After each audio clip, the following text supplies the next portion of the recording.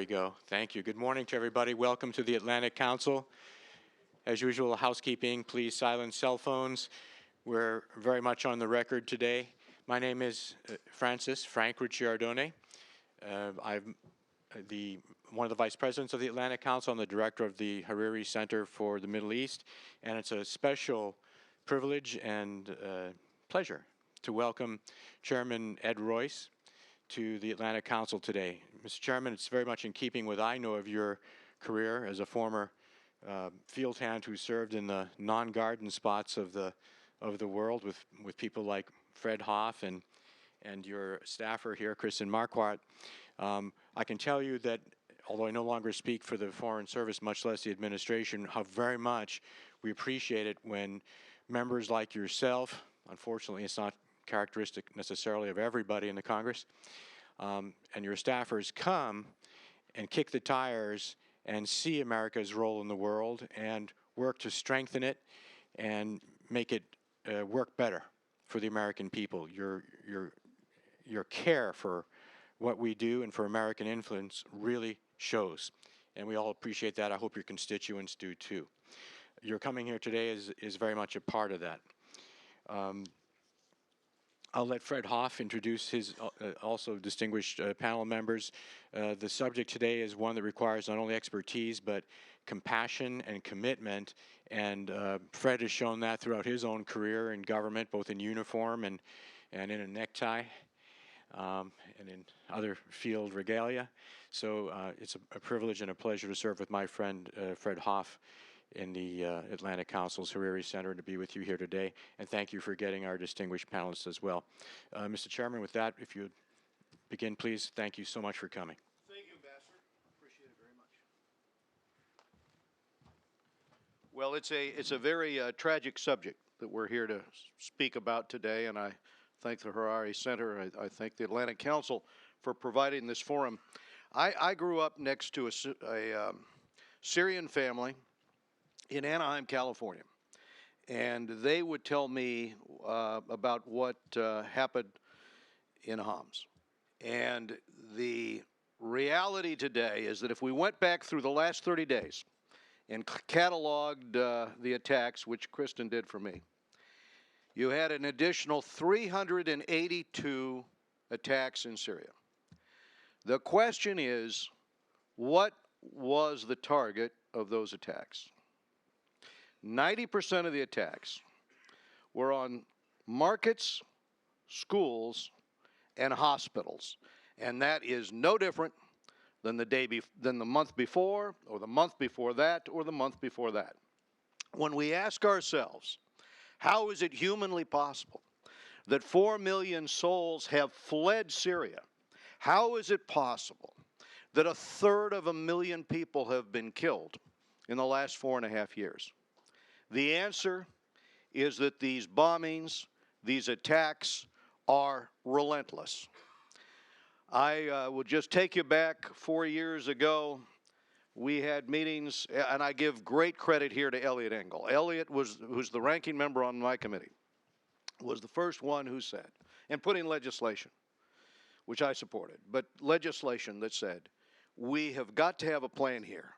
Because originally when we looked at the crowds marching through Damascus, and many of us remember that night, remember turning on CNN, remember the people saying peaceful, peaceful, as they marched into the street, and we remember Assad's forces opening fire. And at that time, Eliot Engel of the Bronx in New York made an observation that if we did not get engaged, if we did not try to bring order out of chaos, if we did not reach out to those people and try to run interference for them, that Syria was going to devolve, was going to melt into chaos. And the reason he assumed that had to do with the character of Assad, with the character of the son and the brother.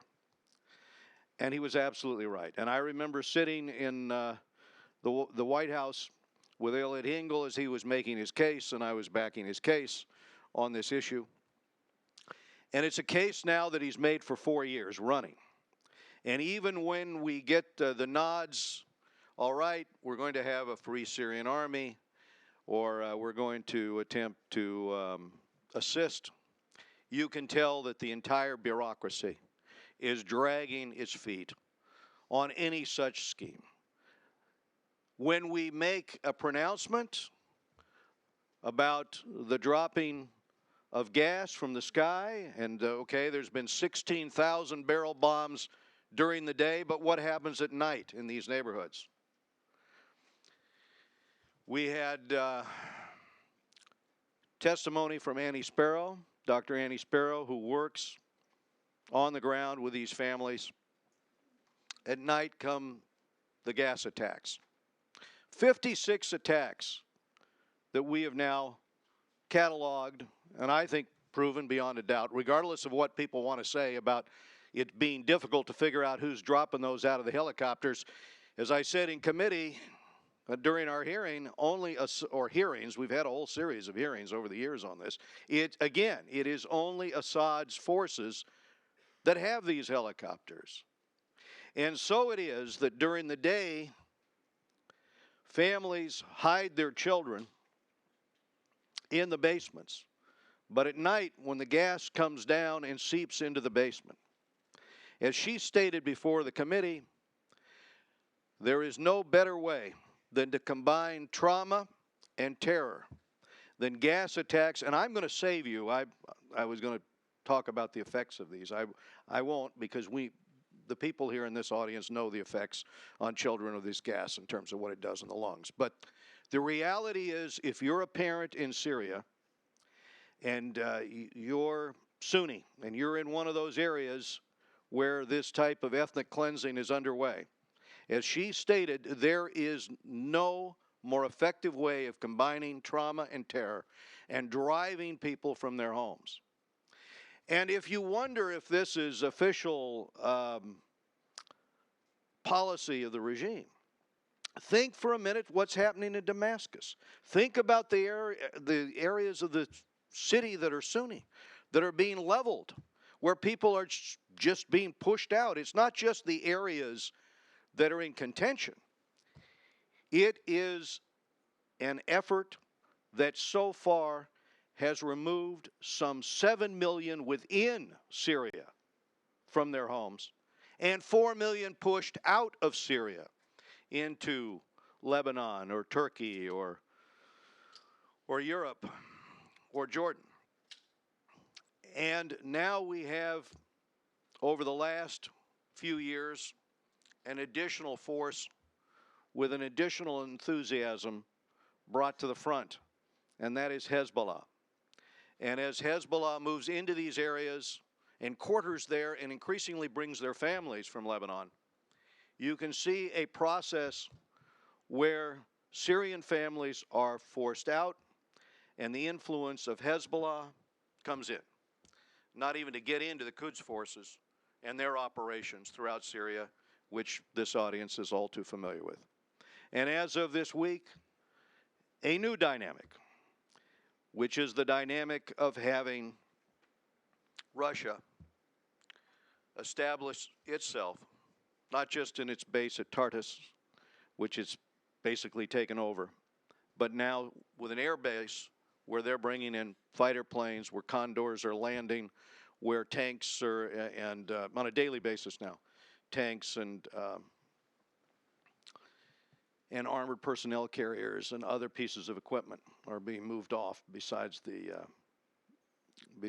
aircraft that they're bringing in. So there was a consensus after the Second World War. There was a consensus on the use of gas. There was a consensus in terms of ethnic cleansing. It's been clumsy to try in some of these situations for the international community to act.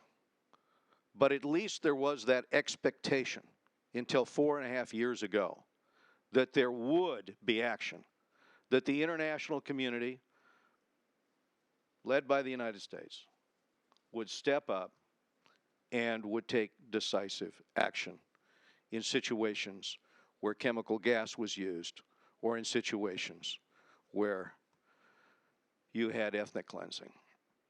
And now it seems that that has been abandoned. And nature does abhor a vacuum, there's no question. And into this vacuum steps the Quds forces on behalf of Iran, and Iran's cat's paw Hezbollah, and Iran's cat's paw Assad. And now Russia, which very recently has found a new reason to ally itself with that surprised Congress, and I think surprised the administration, by saying, no, no, there's one additional item that has to be in this agreement. The arms embargo has to be lifted. Ask yourself what General Soleimani, Commander Soleimani of the Quds forces, was doing in Russia a few weeks ago. What type of negotiation was that prior to the Russians coming in and landing near Tartus and taking up a position with that airfield? I do believe that it was a blunder in the agreement to lift the arms embargo, because that arms embargo is now going to allow Iran to use hard currency. And the beneficiary of that hard currency in the minds of Moscow will be the military-industrial complex there that has a lot to sell Iran, besides just the targeting that we know about that they want in terms of how to target ICBMs. There is a whole lot in the way of conventional missiles and rockets. And this takes us to another issue. That agreement that was signed says it is supposed to be 5 years before the arms embargo is lifted. But Iran took the position last week that they're not bound to that part of the agreement. They won't recognize that part of the agreement because that's in the UN language, the 5-year on conventional and 8-year on ICBM, that instead, from their standpoint, there is no arms embargo. And they will work now with countries like Russia on this issue. So all of this gives me great concern because it establishes a precedent.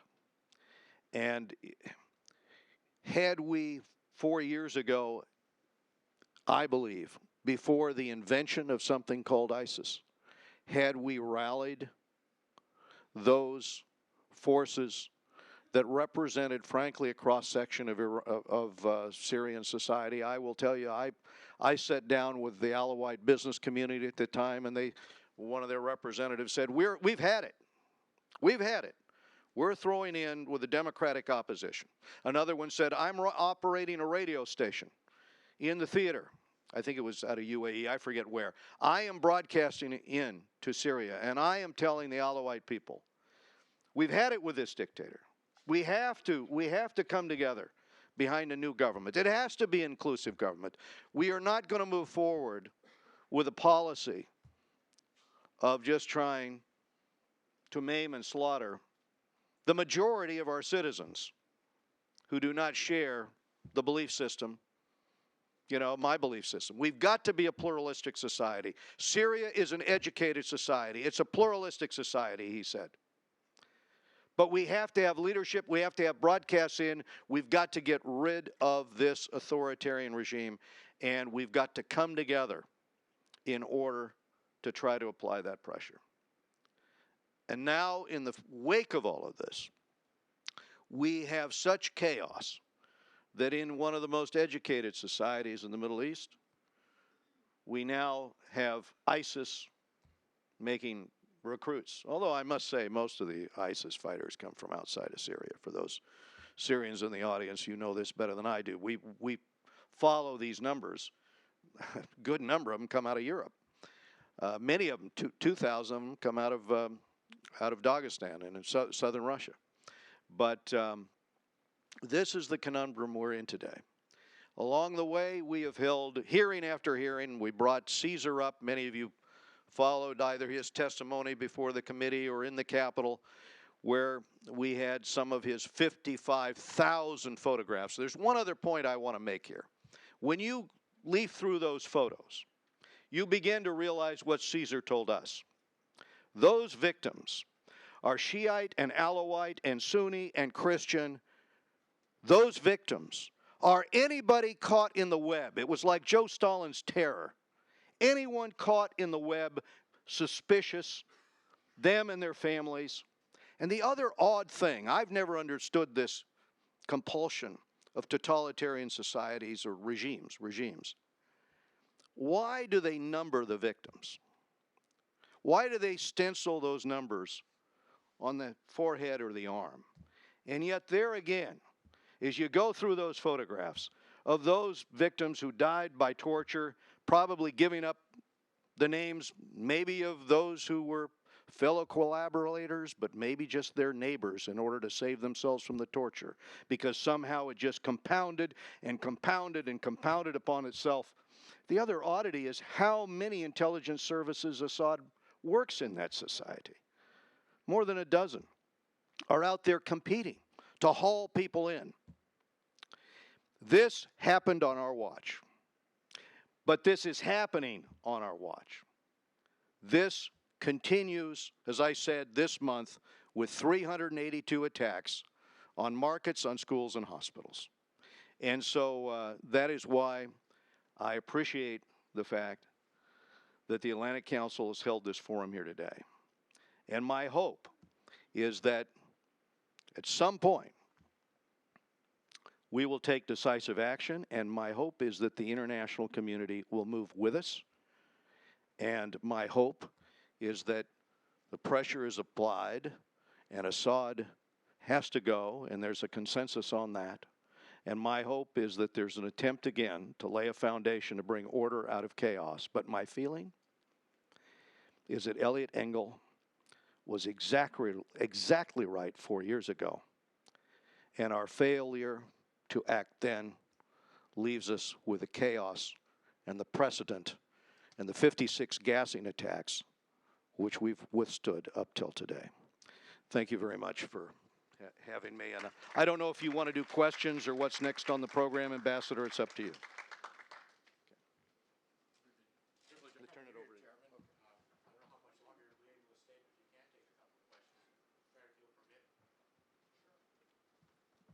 If there are any questions that people would like to pose to the chairman, it's not often you get a direct shot at Chairman Royce.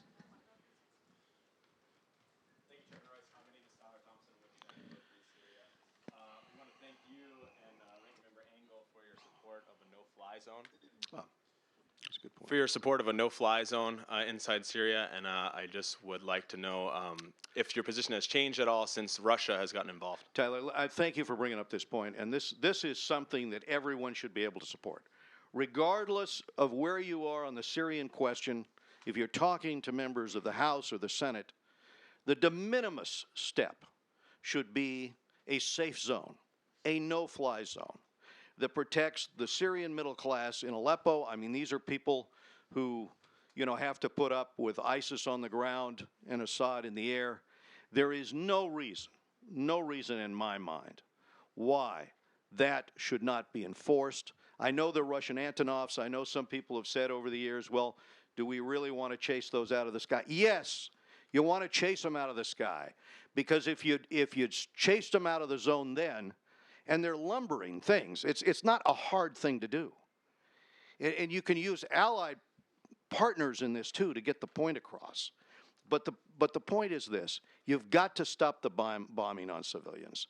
It is that bombing, especially the gas bombings, that are causing the exodus of people across that northern tier. And while you're at it, you ought to have a safe zone, a no-fly zone on the Jordanian border as well. If we can get a consensus to move quickly forward with this, if you can press the administration and our colleagues on this. But I do think also this takes leadership.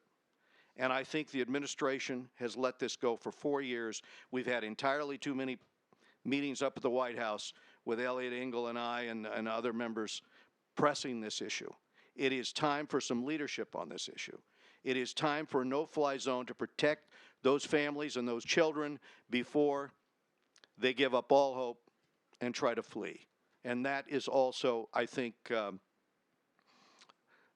in Annie's view, the doctor that I talked about that was on the ground there viewing this. She said, in her view, that is the reason why millions have fled, all right? Then the other issue is ISIS. And the no-fly zone makes it easier also for us to keep those assets in the air, and we ought to change the rules of engagement on ISIS to make it, you know, 3/4 of the pilots come back telling us, at least, that they have to go through Washington to get the okay to hit those targets.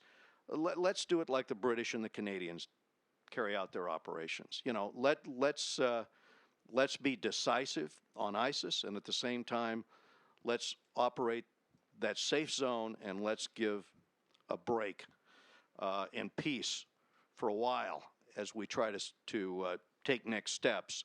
That is the most immediate thing we should do, and I thank you for raising the question. We'll take one more question. Yes, Miss. Oh, Sharon Bovat, Voice of a Moderate. You brought up the mercenaries, the people that have come into Syria to fight. And it seems like in a lot of the conflicts I'm seeing, we're getting a lot of foreign fighters come into territories. And even America, we have our own contractors. And now I'm looking at, I think it's not Blackwater, but whatever they are called now, they're in China fighting. But we really need to strengthen our U.S. Army, and our own army. And I think with these countries and the mercenaries, is there a way to ban or block these people from coming in? We have a no-fly zone, but it's also border control, getting them out, getting them in. We're trying. I met with the Turkish ambassador on this issue. We're trying to work with Turkey in order to better monitor the flights, that go in, because obviously it's over the Turkish border that most of these insurgents or foreign fighters are coming in. We're also trying to work with our European allies on this issue, because a good percentage come from Europe. But it's a worldwide problem now, from Australia to East Asia to Central Asia. It's all over the globe. And it's all over the globe because of the internet. And so when you have a crisis like this, the blowback that occurs, not just from this, but from the wider radicalization that is occurring in the world today, gives impetus for those forces that want to recruit jihadists and send them into battle. And so, the majority of these, or about half of them, are from even outside the region. So this is an effort where our intelligence services are trying to work closely with foreign intelligence services. We're trying to pass new laws here in the United States, and of course, continental Europe and the UK are doing the same thing, trying to address these issues. But it's going to be difficult, because you've got a virtual caliphate now on the internet, right? And that level of recruitment has given us a whole new challenge going forward when it comes to ISIS. Thank you very much.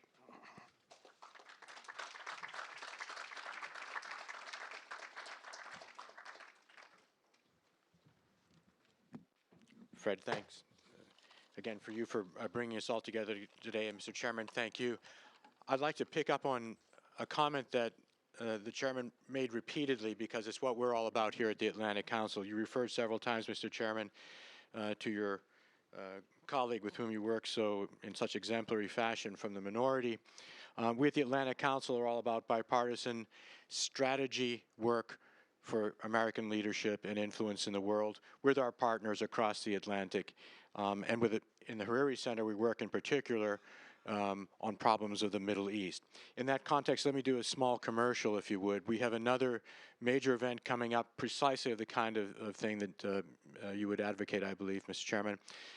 We have the Middle East Strategy Task Force under Stephen Hadley, former National Security Advisor of your party, majority party in the Congress, and under the co-chairmanship of Madeleine Albright, former Secretary of State from what is now the minority party in the House and the Senate. They are leading the Middle East Strategy Task Force to deal with the full range of issues that the United States and its partners in the region and in Europe must deal with in a strategic, coordinated, focused, well-resourced way. We're looking at important aspects of that strategy. One of them is the refugee crisis, the crisis of internally displaced people. On Friday afternoon, the co-chairs with David Miliband, former Foreign Secretary of the UK, will be holding a discussion on this with a Lebanese mayor from Junier, Mayor Frem, who has to help host these refugees from Syria. That is at USIP. I believe it may be sold out, honestly. It is by invitation only, but if anyone here from the media or in the audience is interested in coming, please give your business card to one of the Hariri Center staff, and we'll see what we can do with USIP, which is co-hosting with us. Mr. Chairman, thank you for your work on everything across the board, but particularly in this issue, and for coming today. Fred, thanks again. Frank, thank you very much, and good afternoon, ladies and gentlemen. My name is Fred Hoff. I'm a resident senior fellow here at the Rafik Hariri Center of the Atlantic Council.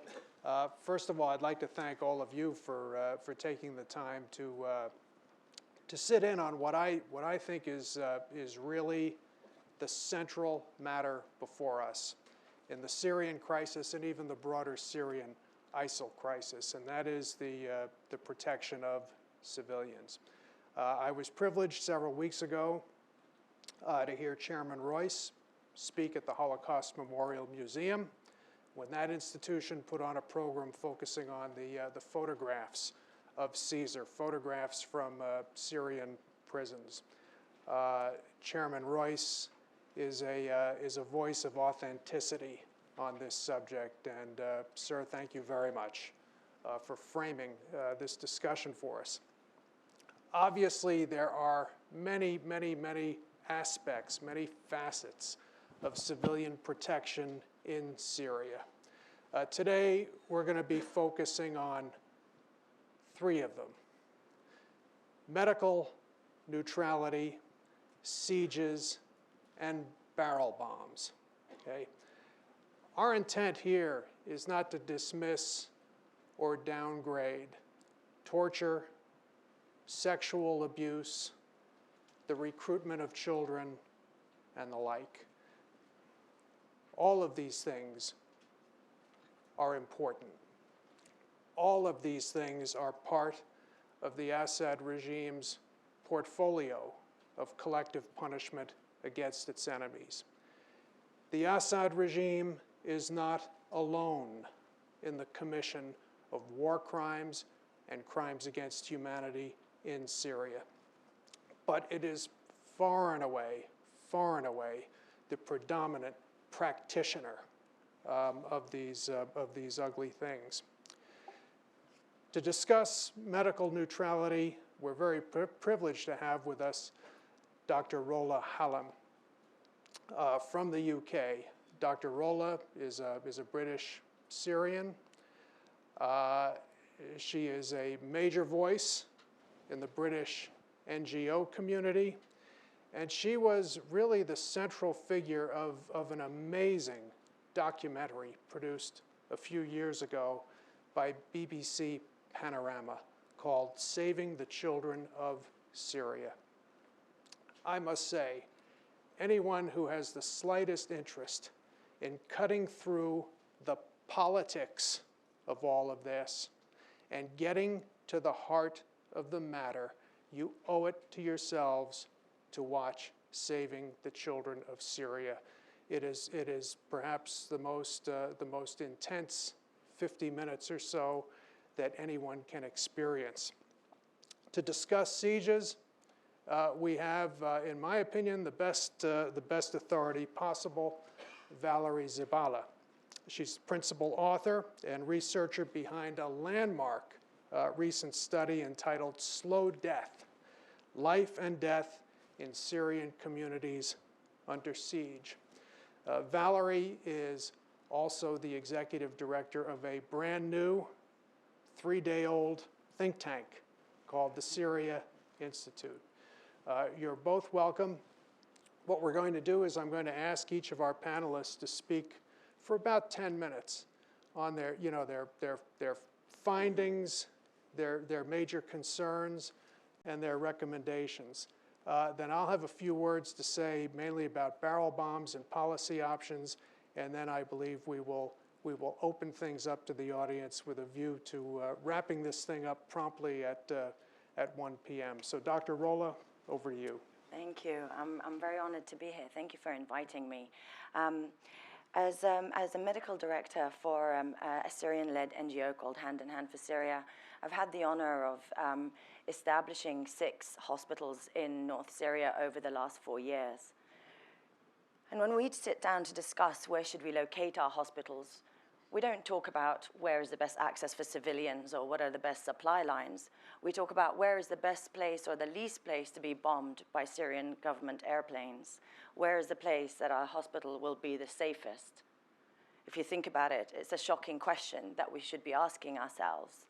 We don't make plans for if we get bombed, we make a plan for when we get bombed. In my last visit to Syria, I visited 3 hospitals. One was then partially destroyed, killing 6 civilians. And in the other 2 hospitals I was at, on the day we were there, 2 bombs fell next to us, having to evacuate the hospital, though luckily there were no injuries on the day. And that's just in one visit. And this is an ugly reality that occurs all the time, every day. Physicians for Human Rights have been incredibly impressive in documenting these crimes against humanity. Over 300 hospitals have been attacked, specifically and deliberately targeted. And over 600 doctors, nurses, and healthcare workers have been killed. 90% of these are by the government of Syria, the rest by other armed factions. As Syrian NGO community, we're now under incredible pressure from the Syrian civilians that we serve to speak out. We can no longer bear witness without saying that what's happening in our country is not primarily a humanitarian catastrophe. It is a political and military crisis that is causing this humanitarian catastrophe. The international community's response has sadly been with aid, but food baskets and stethoscopes don't stop barrel bombs falling from helicopters onto our friends and family. Our catastrophe has now metastasized across the globe, and you only see the symptoms of this life-threatening disease in the form of refugees and in the form of terrorists. The United Nations has acknowledged these deliberate and systematic attacks, not just on hospitals, but on schools and on civilians, and has passed a resolution to this effect, but over a year on, nothing has been done to implement this. Last week, one of the Syrian civilians we were handing out food baskets to us said, "The humanitarians are fattening up the cows before the slaughter." And that's indeed how it feels at the moment. Syrians say humanity is dead, but actually seeing the response of ordinary people around Europe to the refugees, I say is very much well and alive. What's dead is courageous political leadership.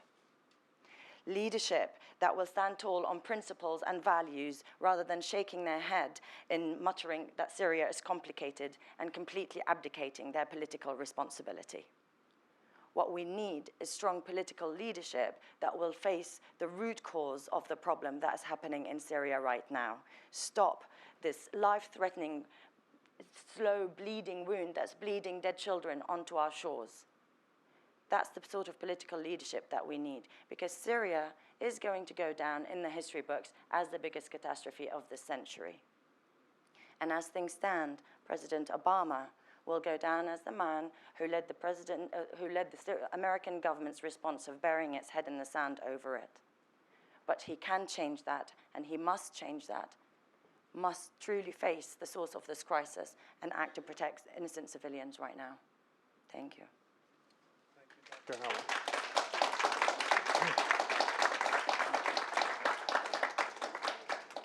Valerie. Thank you. First, I want to thank you and Andrea and the Atlantic Council for hosting this event. It is an important topic, and I know it's in the news, but not enough and not as much as it should be and as big as it should be, and not always focusing on the right things. As Fred mentioned, I'm executive director of the Syria Institute, and our goal is to help inform smarter Syria policy options for the government and to help bring a greater level of awareness and understanding to the general public, because we recognize that more than 4 years into the war, there are still tremendous information and understanding gaps out there that hinder policymakers from standing up courageously in some cases, and I think stifle public response the way that the public would respond if they saw the things that we see every day. So I was lucky enough to work with the Syrian American Medical Society, which, like Hand in Hand, does tremendous medical work in Syria, and to write a report for them called Slow Death on the besieged areas. I want to tell you a little bit about the situation in the besieged areas and some of the conclusions of that report. For those of you who don't know, hundreds of thousands of Syrians are living under siege, the vast majority of them by their own government. Some of them have been besieged for years, since 2012. Daraya, it's a suburb of Damascus, has never been reached with aid. And so for the way that we define siege, just going to read the definition that SAMS that we came up with for the report is SAMS considers an area to be besieged when it's surrounded by armed actors who intentionally block humanitarian access to the civilian population over an extended period of time, resulting in shortages of the basic elements needed for survival, like food, water, and medical supplies. Civilians are not regularly allowed to enter or exit the area, even in medical emergencies. Serious sieges, which deliberately and disproportionately inflict massive harm on trapped civilians, are a method of collective punishment. This definition is not very different from the UN definition for sieges, but one of the major findings of the report is that UNOCHA, which makes these designations for the UN Security Council, is incredibly inconsistent in the way it applies its siege designation. It is manipulating the data, I think, for political reasons. And this is unacceptable. The reason that we wrote this report in the first place is an acknowledgement by humanitarian groups working in besieged areas that what the UN is saying is so far below the actual level of crisis. Direct access on the ground that they don't have, you can see and count many, many more people. So right now, or when the report was published in March, data collection stopped at the end of January. At that time, the UN statistics were 212,000 people living under siege. Through a very open process of data collection where we explained all of our methodology, a conservative estimate, we came up with more than 640,000, and that didn't include population figures for 20 besieged areas that we couldn't get good data for. So the number is much higher. Just to give you an idea of the scale of the underreporting by the UN. The problem with the besieged areas is that this is an invisible crisis in a way, and it's far from the only one. I think people being tortured in the prison systems in Syria, tens of thousands, are more invisible, and we should pay attention to that too. But the siege is a contained problem, and as an invisible problem, there hasn't been pressure on our policymakers to make it a priority. So it hasn't been a priority. It's been ignored. It's much easier to ignore this situation. As you can imagine, we encourage everyone to read the report. Getting clean water is nearly impossible in many of these places. They lack electricity. Food, medical supplies are particularly constrained. Oftentimes, in order to get out, you have to bribe, and most people don't have the money to do so. Or we've heard of cases where the Syrian government will let you out if you admit that your family member is a terrorist and have them turn themselves in. So you can buy your way out by sacrificing a young male in your family. And not only is, in this report, we catalog everyone who's died under siege that we could find of non-military causes. So starvation, lack of medical care for preventable diseases, died of cold because they can't heat their homes, things like this, poisoned because they're scavenging for food and they eat something toxic. But the people in the besieged areas are also frequently attacked, largely with aerial strikes by the Syrian government. And because they're so contained, it's actually, I think it makes them more vulnerable to attacks with banned weapons, so chemical attacks, cluster munitions. In the past month, in August, actually, and because these attacks happen in besieged areas, it's very hard to get out samples of the OPCW to confirm that these attacks were chemical weapons. It's a safe place to drop chemical weapons. So according to the Eastern Ghouta Council, that local civilian-led council, they recorded 6 attacks in August with chemical weapons, 4 of which they believe were chlorine, but they can't get samples out for testing, and 2 which appear to be napalm-like substance. And most of you might notice this probably didn't make the news. You probably didn't hear about that. So aid access is very, very low for these areas. The UN submits requests to the Syrian government to send in aid, which is kind of like asking the jailer if you can help their prisoners. And as you might imagine, most of them are denied or ignored. And now we have many that are approved, but then in theory they're approved, but they're not actually followed through on. So the big challenge that this report came out with is the UN OCHA's mischaracterization. It has gotten worse since then, since the report was published. Several days after the report was published, we had these striking figure discrepancies. The UN bumped its numbers, besieged numbers, for the first time significantly. And that didn't include any of these additional areas noted in the report. If you want just a quick visual aid, I'm a very visual person, to show you how stark this is. This is Damascus. This is from the report. These shaded areas in blue and red are the areas that the UN OCHA acknowledges are besieged. This is the actual area of sieged in Damascus alone. They unlisted Moadamia last year. Makes no sense. Moadamia has been and is still besieged. And recently, they unlisted Yarmouk while acknowledging that there are people still trapped in Yarmouk and they haven't reached them since March. Even UNRWA, the Palestinian agency, can't reach them. They don't explain why they don't consider it besieged, even though they can't reach it. And they refuse to explain their methodology. And I have some thoughts about why. But the listing of Deir ez-Zor, which they say is regime-controlled and besieged by ISIS, has changed their statistics a lot. So now it looks like they reach a lot more people because Deir ez-Zor, the besieged area, has a military airport, and they can sometimes get convoys in through the airport.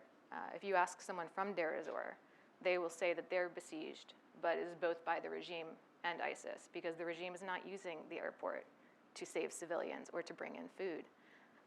They're extorting money out of people. If you have enough to pay, you can buy a flight out, or you can buy, the regime actually controls access points, and they're not letting people out. So the UN characterization is really troubling, and I think it's part of the problem, and I think they've become complicit in these events. And so just to wrap up so we can move on to Q&A, I frequently keep in touch with people in the besieged areas. And before this event, I reached out to several of them, and I said, give me a status update. Unfortunately, easier for me, nothing's changed. They're still besieged, and I wanted to read the response from someone who's become a good friend of mine in Moadamia. He said, the shelling haven't stopped, still no medicine allowed. Detaining civilians also is still ongoing, etc. Nothing changes, nobody cares. And that is what's happening. No one's caring and nothing's changing. And I call upon the people in this room, I know there are a lot of governments here represented, to do more at the UN level. New Zealand's not here, I don't think, but they were interested in pushing this forward, and on our leaders to make this, and media especially plays a big role in making this an issue and making people aware.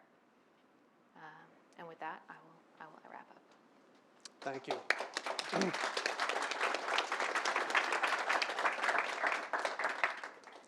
Valerie, thank you very much. Unfortunately, the person who we had invited to talk about barrel bombs, Mr. Raed the head of the White Helmets civil defense in Syria, was unable to join us. So it falls to me to say a few words about this subject. And frankly, I don't think we need to spend a whole lot of time describing what these instruments of mass murder and mass terror are. They are unguided, explosive weapons, locally produced, cheap to put together, dropped from helicopters, and they are extraordinarily lethal. Normally fabricated from oil drums and gas tanks. The fuse detonates on contact, and the explosive in the instrument propels large quantities of red-hot items, including metal fragments, nails, ball bearings, fuel, and sometimes chlorine canisters. The strategic purpose of this weaponry is to prevent alternative, non-ISIL governance to arise in areas not under the control of the Assad regime. Mass casualties and mass terror are the explicit desired effects. These devices enable the regime to reduce the cost of protracted aerial warfare, and it gives the regime an opportunity to introduce additional platforms in the form of transport helicopters that are not normally used in direct combat operations. The eastern and northern suburbs of Aleppo have been the predominant targets, although these terror weapons have been used across the country.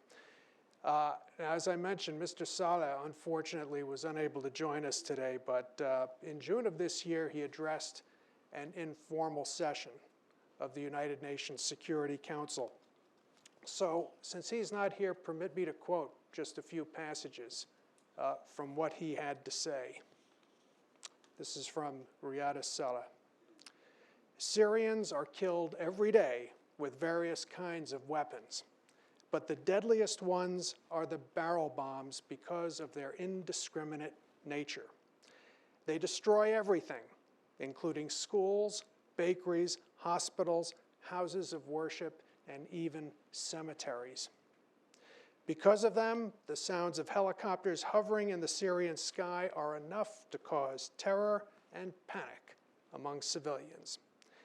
That sound means anticipating death without anyone knowing where the barrel bomb will fall exactly and whom it will kill.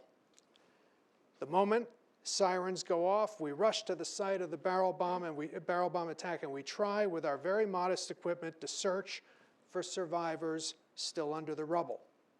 More often than not, all we manage to dig out are the dead bodies and the severed limbs of our neighbors, friends, and sometimes relatives.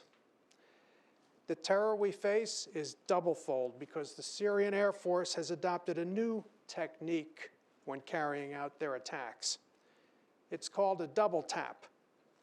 The aircraft returns to the site of the attack minutes after the rescue teams arrive and people start to gather to rescue those who are still alive. The main purpose of this weapon is the collective punishment of the communities that live in areas outside of regime control. The regime wants to make their lives a living hell, to convey the false message that they cannot live except under the rule of the Assad family. This is, of course, one of the main reasons that millions of Syrians have been displaced to neighboring countries, and it's a real obstacle to the establishment of effective institutions that can govern on the ground. As a patriotic Syrian, I never imagined I would one day ask for a foreign intervention in my country by land or air, but the lives of innocent women and children that we see dying in our hands every day compel us to ask for any intervention possible to stop the barbaric killing machine led by Bashar al-Assad. Before the strongest power on this planet, all I can do is ask that you awaken your conscience and tell me what you are going to do to stop these barrel bombs, unquote. Needless to say, Mr. Saleh did not receive an answer. So under the rubric of civilian protection, we've been discussing medical neutrality, sieges, and barrel bombs. Obviously, as I mentioned earlier, the Assad regime is far and away the biggest offender, but it's not alone. Al-Qaeda-derived groups, such as ISIL and the Nusra Front, also take delight in targeting civilians. Obviously, it's incumbent on the United States and its regional partners to ensure, as best we can, that armed rebel groups, which are obviously not the Nusra Front, armed rebel groups that are supported, repudiate extreme elements, and comply fully with international law, even when murderously provoked. As the UN Secretary General put it in his most recent report on the implementation of UN Security Council 2139, and this is the 18th report of Ban Ki-moon, quote, indiscriminate and disproportionate attacks by all parties to the conflict, including through the use of barrel bombs and other explosive weapons in populated areas, remain by far the primary cause of civilian deaths and injuries. We have again heard of shelling of Damascus by armed groups and appalling reports of new airstrikes on the besieged area of Douma. Attacks on civilians must stop. Violations of international humanitarian law by one party to the conflict cannot justify, in any circumstances, retaliation and violations of international humanitarian law by another party. The international community, and in particular the Security Council, must take immediate action to end the daily violations of international law and the killing of civilians, unquote. Again, this was the 18th monthly report of the United Nations Secretary General, and 18 times the report has said essentially the same thing.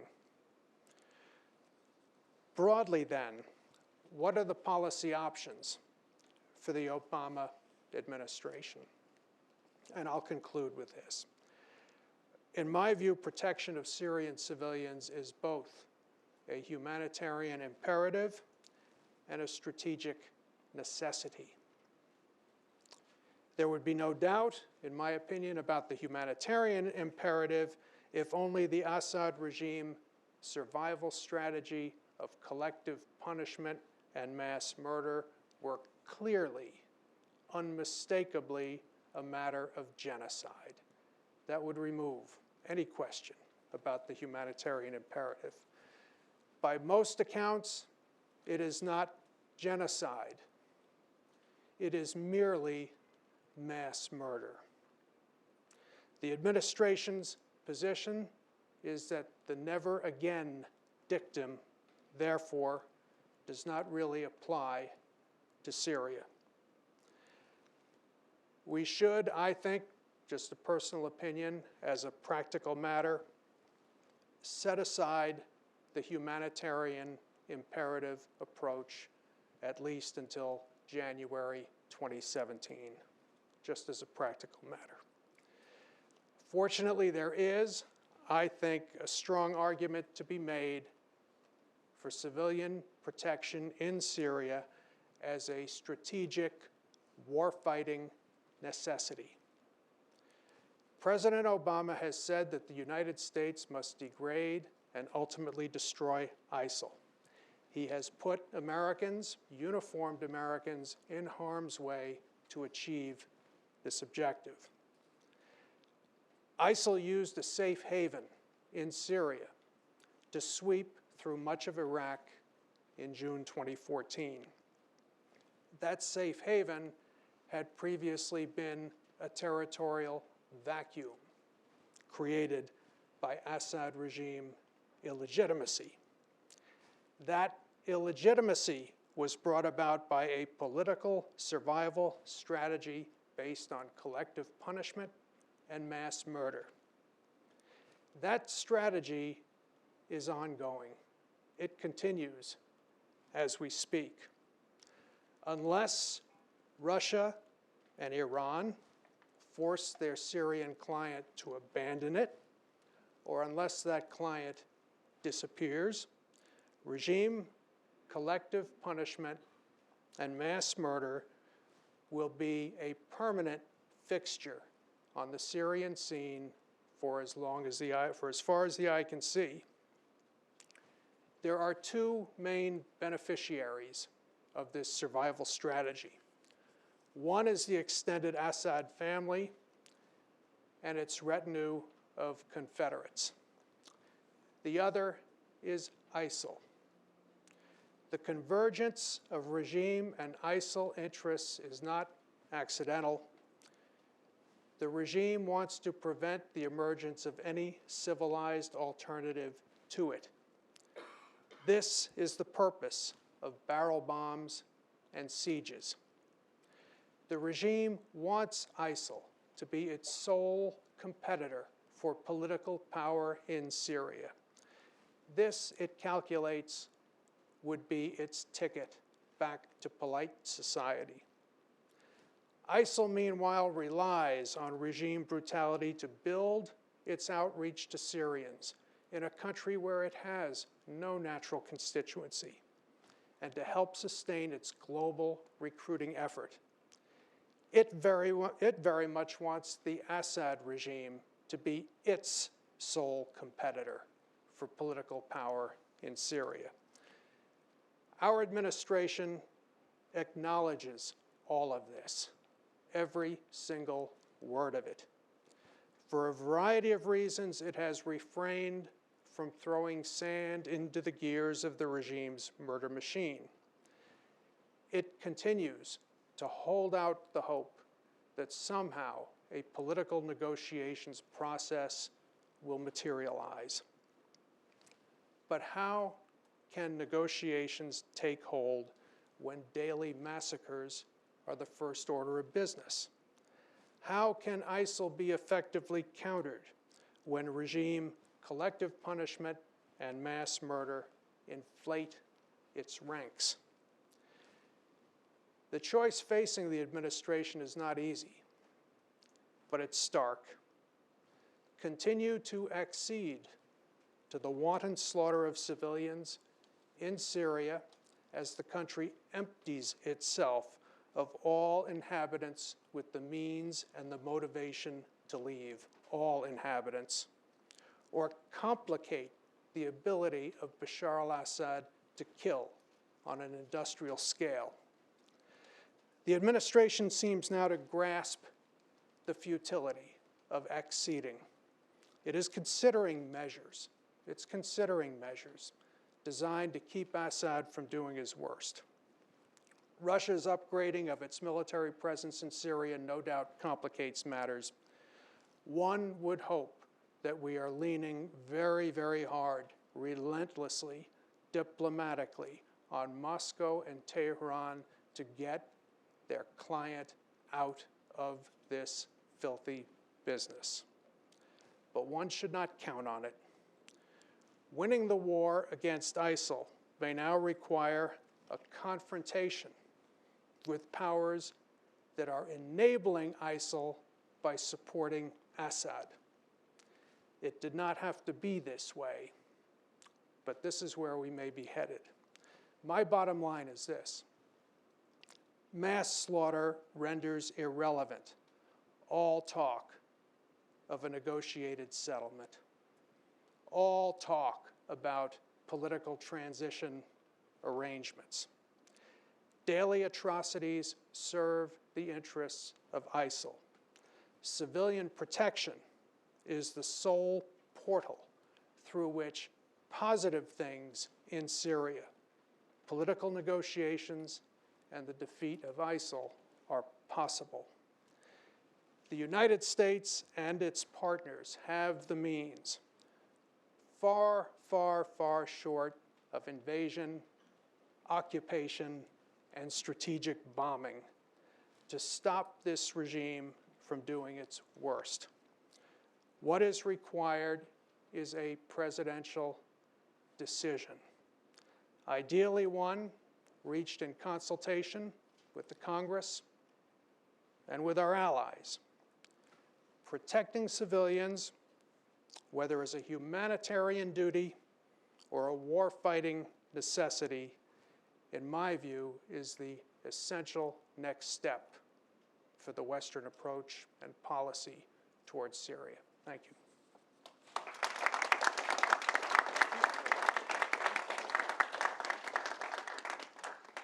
Okay, we've got about 23 minutes for questions. We've got at least one, maybe two roving microphones. Anybody wishing to ask a question, please so indicate. Please identify yourself and make the question as as brief as possible. Tyler. Hi, Mike. thanks. This is Mike. Tyler again from United for Free Syria. My question is for Valerie. What alternatives, I guess, are there other than the UN or through the UN process to get to these besieged areas? I mean, are there any sort of alternative mechanisms in the works or being discussed? Thanks.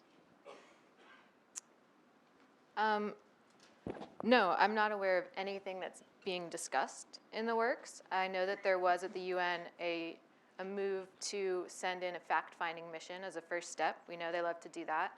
But talk of that, and New Zealand was supporting that. Talk of that died with Valerie Amos's departure and has not yet been picked up by her predecessor, or by her, the current humanitarian chief. In my mind, having UN, OCHA, and the Secretary General acknowledge the crisis is a first step, because right now, and obviously it's not the solution, but right now that designation of besieged and the numbers of besieged is the only thing that sets that group apart in UN reporting, and that will be used for hopefully future war crimes trials. The only thing that sets it apart is that besieged designation, because beyond that we have over 4 million hard to reach and over 12 million in need, and these numbers are tremendous. I don't have the answer to that. I wish I did, but I know that it begins with getting people to understand that this is happening, and going from there. Dr. Rola, as you look at this, the broad subject matter of medical neutrality, in your own work inside Syria, to what extent have you been able to coordinate with the Syrian Red Crescent? What is its role in terms of delivering humanitarian assistance, in terms of trying to promote some measure of medical neutrality? The issue of the Syrian Red Crescent is a slightly complicated one in a way. It has some very incredibly dedicated and courageous members, many of whom have lost their lives over the last 4 years, because just like doctors are targeted, aid workers are also targeted, and so they have been put pretty much in the face of fire. At the organizational level, it very much is a governmental institution, and as a result, most of the aid that comes through the Syria Red Crescent, just like the one that comes mainly through the United Nations, goes through to government-controlled areas rather than to those who fully are in need, and as such it breaks the humanitarian principles. The humanitarian principles are delivering aid to those according to neutrality, impartiality, according to need, in an independent manner. And what's been happening over the 4 years is a breakage of that rule, as stated by Médecins Sans Frontières alongside many other agencies. So there's that complication. In terms of, I wanted to just say a little bit more about the effect of the attacks on the healthcare facilities. Is that now you've got millions of Syrians without access to the most basic and fundamental healthcare. We had an 8-year-old girl who was injured with shrapnel injury when a barrel bomb had fallen, and it had taken her 17 days to reach healthcare facilities with antibiotics available to try and treat the infection that had happened as a result of the shrapnel injury. And unfortunately, when she'd arrived at our facility, her leg was gangrenous and she required an amputation. So you're talking about a country that's been sent back 200 years. We don't even have antibiotics to treat the most basics of infections. And the European Commission 2 years ago, said that 200,000 Syrians have lost their lives due to lack of access to healthcare. Okay? So these numbers aren't even in the numbers of the killed civilians that we document and talk about. And this was 2 years ago. And since then, and to now, over 70% of our hospitals are not functioning anymore. So you can imagine now that extra death toll from the fact that we don't have the most basic and fundamental of services available because of this attack on medical neutrality. What do you think that your organization and the medical NGO community more broadly could do if the provisions of Security Resolution 2139 were actually respected and implemented. If you think in terms of somebody leaning hard enough on the regime to open things up, to allow convoys to go through and so forth, what do you envision your organization and others actually doing if presented with an opportunity like that? I mean, my organizations, along with SAMS and so many Syrian organizations, are actually there on the ground delivering aid and able to reach people. But we do this at very great personal risk and with a weekly death toll of our colleagues and not able to reach a lot of the hard-to-reach areas. A little bit of a comment back to your question. Some of the hard-to-reach areas are being reached. They're being reached by Syrian NGOs. The problem that we have is twofold, is that the support being given by the international governments is going to the international NGOs, but they do not have the access on the ground. It's the Syrian NGOs who have the access. And so you have this discrepancy right now between those who have the funding, but they don't have the access. We have the access, but we don't have the funding. So we are able to reach them. But the other problem is it requires a change in the way that you're delivering aid. We can't always take truckloads and lorries across the zones, across conflict lines. We need to think of more creative methods, such as cash transfers, especially for some of these hard-to-reach areas. So it requires changing this sort of rigidity of the NGO world and the humanitarian world. But we can absolutely reach so many more people if we're able to be given that the safe haven, if it were, of lack of attacks. I have a couple of questions for Valerie, but before we leave you, could you describe, Dr. Rola, what a creative operation looks like? How does it actually unfold? How does money or antibiotics or whatever actually move in a creative way? I think part of the problem with the humanitarian situation at the moment is that it's the programming or the projects that occur are driven by the donor. And so they say, right, I want to spend my money on X, Y, or Z, but actually the needs on the ground are very, very different. And so what you need is what should be a fundamental principle, which is that you do a needs assessment on the ground and say, actually what is needed in this area is X, Y, and Z, and this is dictated by the Syrians who are there, and they tell you what the best way of implementing this project is, and using the Syrians on the ground who understand the culture and the context to deliver this, rather than it being imposed and being brought. And we have projects that, they come to us and say, oh, this worked in Sudan or in Somalia, let's do it here. And you're like, okay, well, all our countries start with the letter S, but you know what? This isn't Sudan or Somalia, this is Syria, and actually, you need to be actually doing things in an appropriate way. And so I would go back to the fact that what is needed is building the capacity of Syrian NGOs who are there, who understand the culture, who understand the context, who have the access, and who know what the needs are, and allowing us to lead on that with the support and the expertise of the international NGO system. Thank you. We have a question. Yes. Microphone. It's coming around.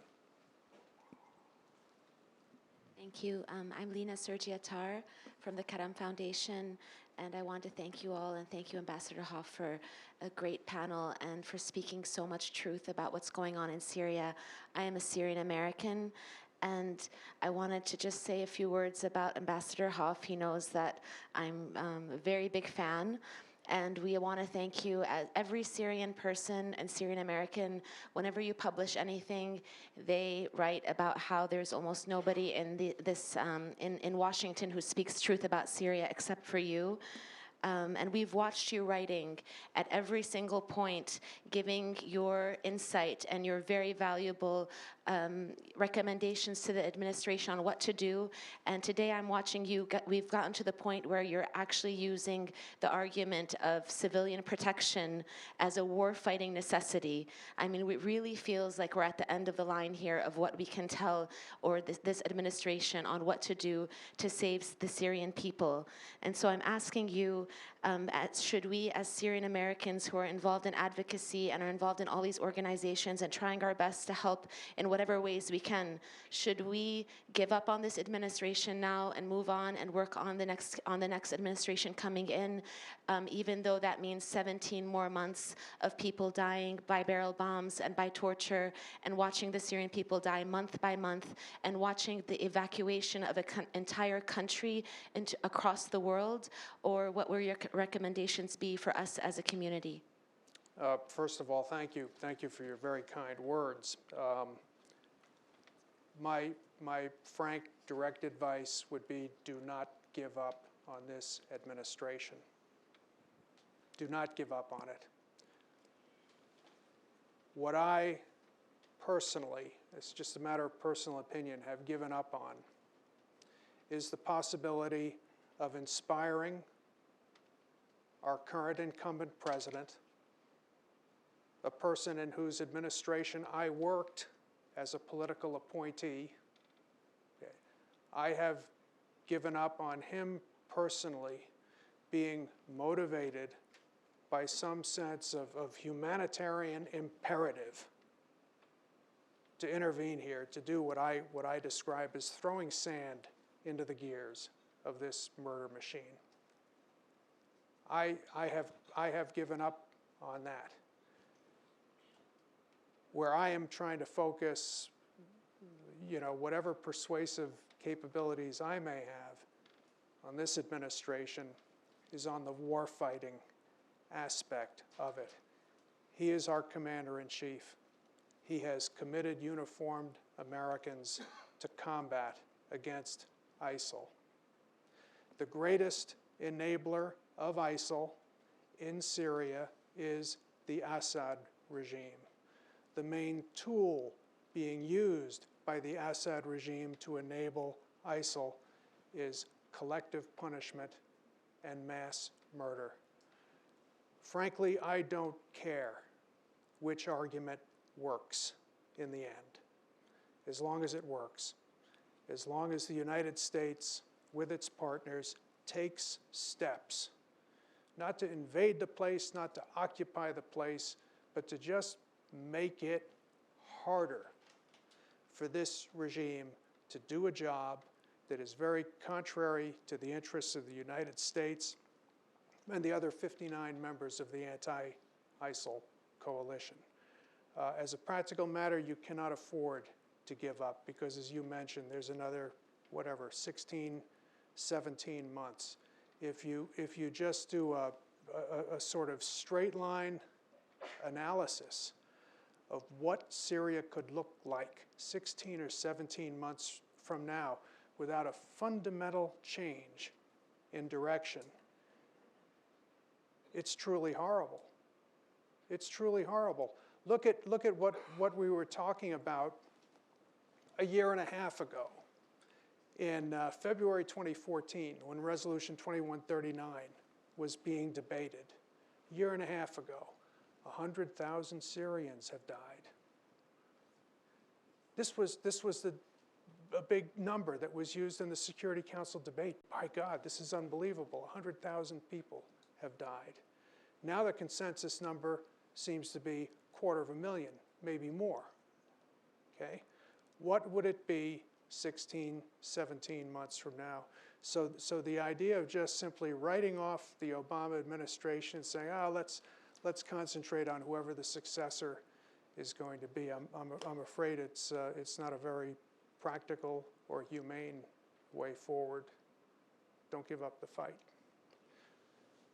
Yes, microphone.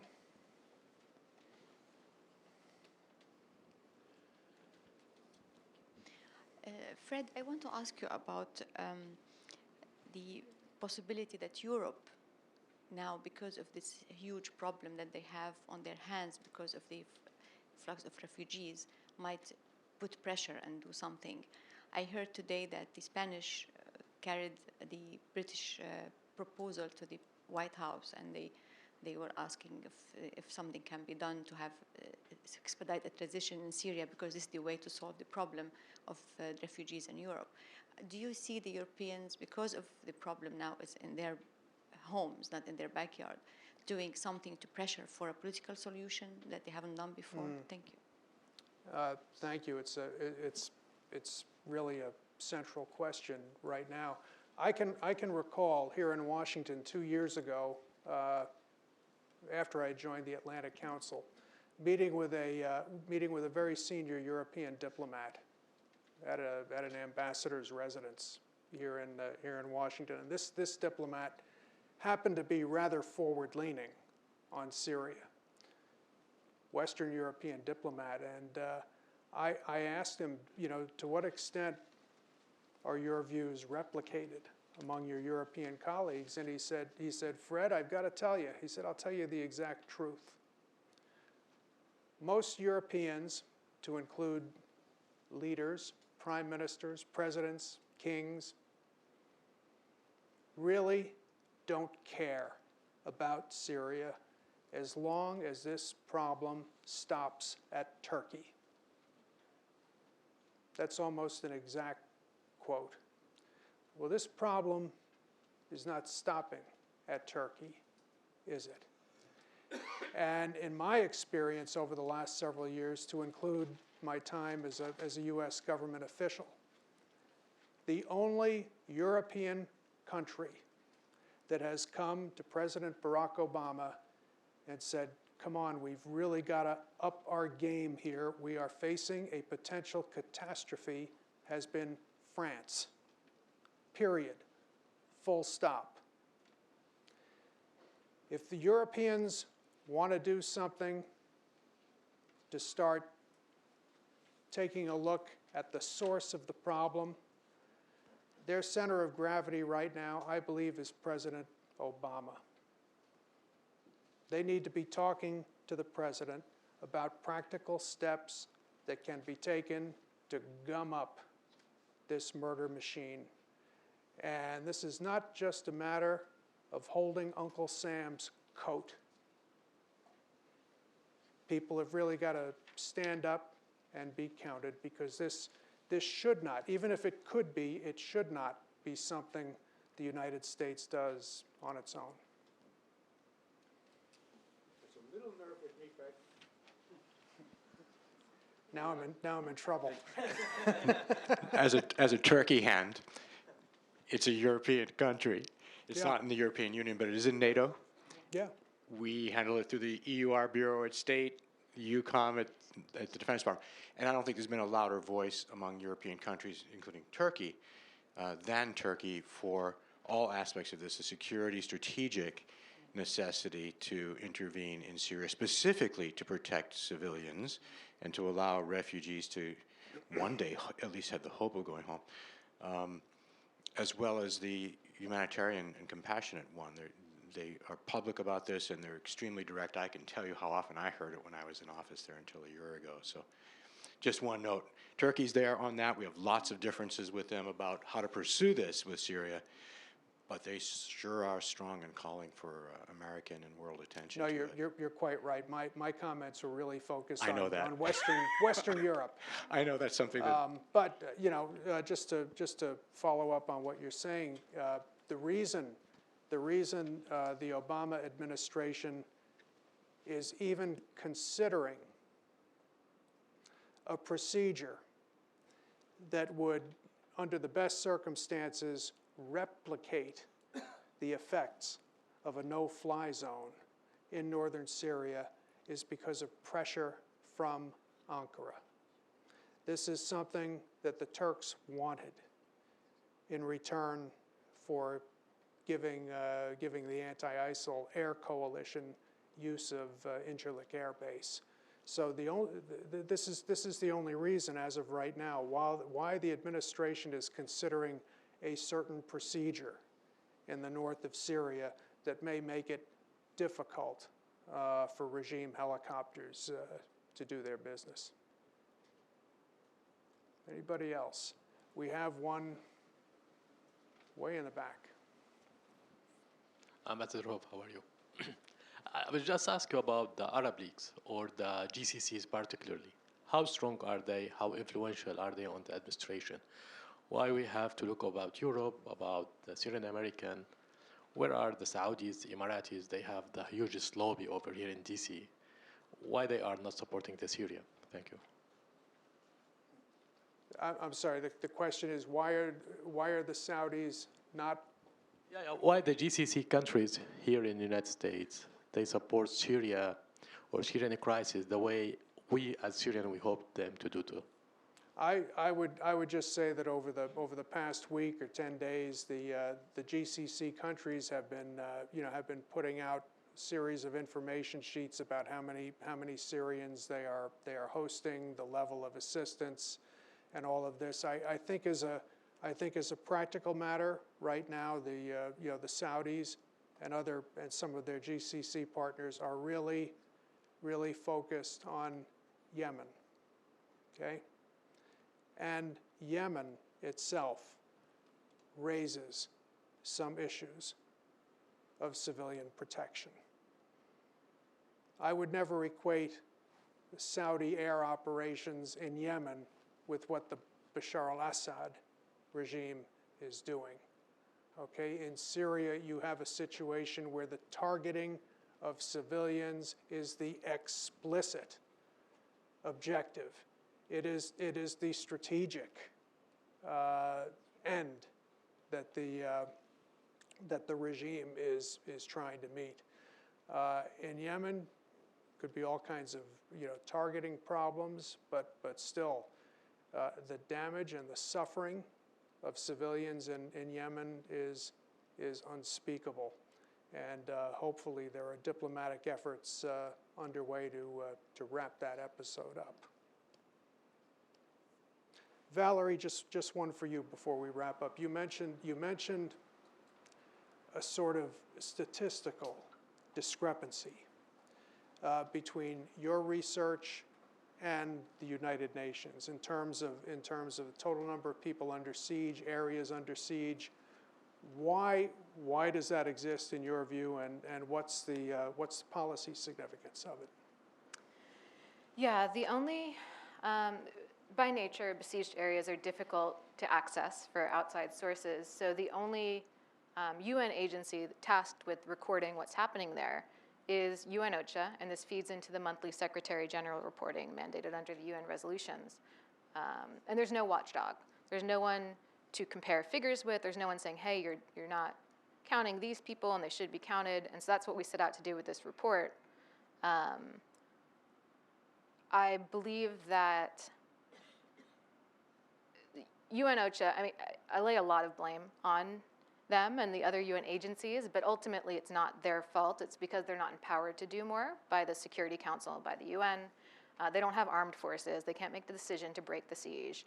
So they, in my mind, have made the calculation that we either try and give no help, or we work with the Syrian government and we get in some help sometime.